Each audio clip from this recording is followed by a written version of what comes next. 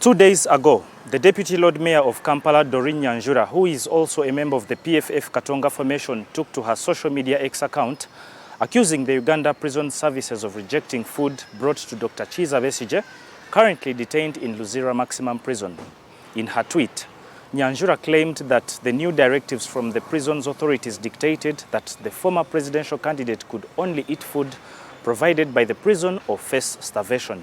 While the authenticity of Dr. Besigye's stance on consuming prison food has not been officially confirmed, a follow-up tweet from Nyanjura quoted him as saying he won't eat their canteen food, he doesn't trust it, and he remarked that probably he will starve to death and die before the date set by Muhoozi.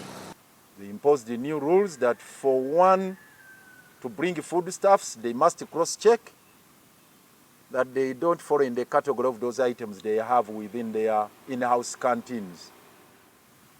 And himself is very, very, very worried about that.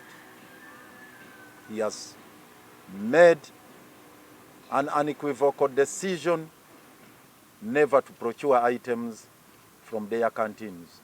In response to the allegations, the Uganda Prison Service dismissed them as falsifications, stating that all food brought into the prison is subjected to rigorous testing before being given to inmates.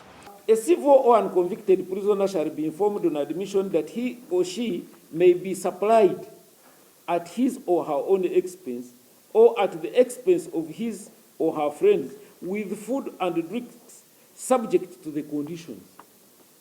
When you bring any item to the prison, it is not a market of buyer-seller. No, there must be conditions that we adhere to.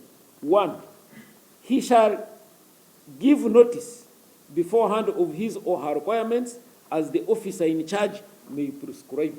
It is the officer in charge to prescribe, not the prisoner's visitor to prescribe.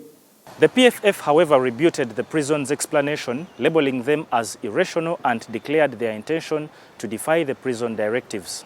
We have taken a decision to defy the stringent measures that have been imposed by the prison's authorities to stop us from taking food there.